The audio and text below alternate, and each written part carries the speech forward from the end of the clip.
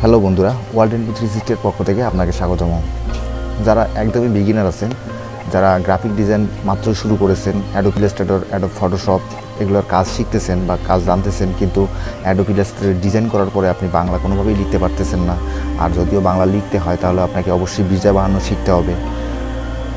তাহলে আমি আজকে শিখতে হবে এবং সেক্ষেত্রে আপনার পক্ষে এখন বিজয় বাহান্ন শেখার পক্ষে সম্ভব হচ্ছে না, সেই সময়টাও হচ্ছে না। কিন্তু আপনি অভ্র কিবোর্ড যদি হতো, অভ্র কিবোর্ডে আপনি অভ্যস্ত, যদিও আপনি অভ্র কিবোর্ডে অভ্যস্ত হয়ে থাকেন, তাহলে আপনি অভ্র কিবোর্ড দিয়েই অ্যাডোব ইলাস্ট্রেটর বাংলা খুব সহজেই লিখতে পারবেন। তার জন্য হয়তো বা কিছু আমাদের সেটিং একটু ঠিক করে নিতে হবে। চলুন আমরা আজকে সেটি দেখাবো। আমি বলতে চাচ্ছি যে ভিডিওটি শুরু করার আগে যারা আমার চ্যানেলে নতুন এসেছেন তারা আমার চ্যানেলটি অবশ্যই সাবস্ক্রাইব করে দিবেন এবং পাশে থাকা বেল আইকনটি প্রেস করে দিবেন।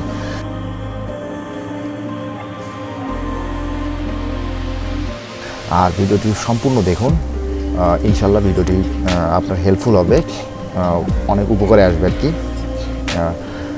আপনি খুব সহজেই অভ্র কিবোর্ড দিয়ে অ্যাডোব ইলাস্ট্রেটরে বাংলা লিখতে পারবেন।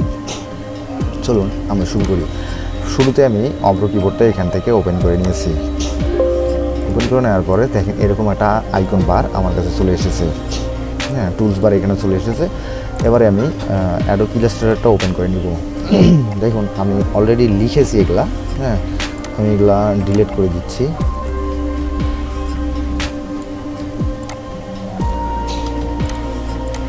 আমি এগুলা ডিলিট করে নিচ্ছি। তারপরে আমি শুরুতে আমি একটা রেক্ট্যাঙ্গেল নেব এখানে, তাহলে লেখাটা হয়তো বুঝতে সুবিধা হবে। রেক্ট্যাঙ্গেলটা নিলাম। এবারে আমি রেক্ট্যাঙ্গেল কালারটা চেঞ্জ করে দেবো। এখন আমি রেক্ট্যাঙ্গেল একটা কালার দিলাম। এবারে দেখুন আমি সরাসরি এই অভ্র কিবোর্ডে এখানে দেখেন আমি বাংলা করে নিলাম। বাংলা করে নেওয়ার পরে এখানে আমি টাইপ টুলে গেলাম। টাইপ টুলে যাওয়ার পরে আমি এখানে ক্লিক করার পরে যদি আমি লিখি, এখানে দেখেন বাংলা কিন্তু করাই আছে। আমি যদি এখানে লিখি এখন বাংলাদেশ,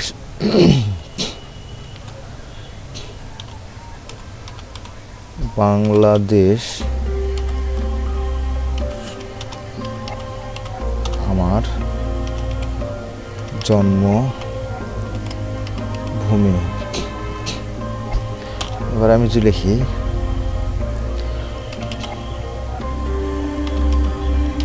বাংলাদেশে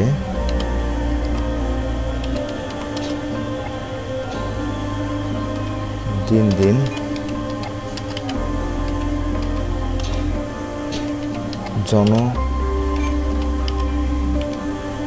জনসংখ্যা বেড়েই চলেছে। দেখুন আমি এখানে লিখেছি বাংলাদেশ আমার জন্মভূমি, আর নিচে লিখেছি বাংলাদেশে দিন দিন জনসংখ্যা বেড়েই চলছে। কিন্তু লেখাটি কোনোভাবেই সঠিকভাবে হয়নি। লেখাটির আকার, একার, ফুসুকার এগুলা এলোমেলো হয়ে গেছে, লেখাটি ফেটে গেছে এক কথায়। আমি সেটাই বলতে চাচ্ছি যে অ্যাডোব ইলাস্ট্রেটরে অভ্র দিয়ে লিখতে গেলে সামান্য একটা কাজ করতে হবে। আপনি এই কাজটা করলেই সম্পূর্ণভাবে সঠিকভাবে লিখতে পারবেন। চলুন আমি আজকে সেটি দেখাবো। শুরুতে আমি অভ্র কিবোর্ডে চলে আসলাম। অভ্র কিবোর্ডে যে আইকনটি দেখা যাচ্ছে এখানে ক্লিক করবেন। ক্লিক করার পরে এখানে নিচে অপশন আছে, অপশনে ক্লিক করতে হবে। অপশনে ক্লিক করার পরে সরাসরি এখানে দেখতেছেন জেনারেল, এখানে দেখতেছেন ইন্টারফেস। আমরা নিচে সরাসরি চলে যাবো যে গ্লোবাল ইনপুট।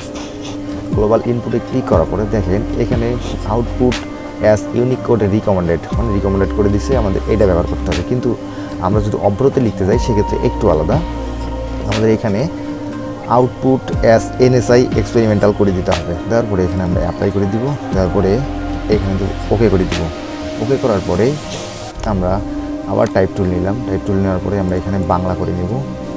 টাইপ টুল নিলাম, নেওয়ার পরে আমরা যদি এখানে এখন লিখি যে বাংলাদেশ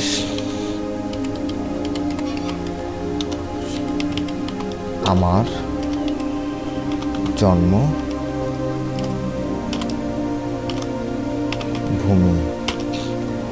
এবার লিখবো আমি। দেখেন লেখাগুলো একদম ক্লিয়ার আসতেছে, কোনো ভুল ভ্রান্তি হওয়ার কোনো চান্স নেই, কারণ সেটিংটা ঠিক করার পরেই আমাকে আর কোনো এলোমেলো লেখা দেখতে হচ্ছে না, আমি যা লিখতেছি তাই আসতেছে। এবার আমি লিখব বাংলাদেশে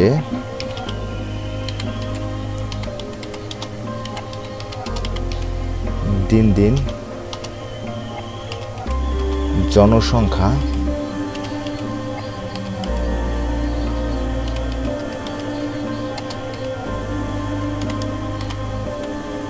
বেড়েই চলেছে।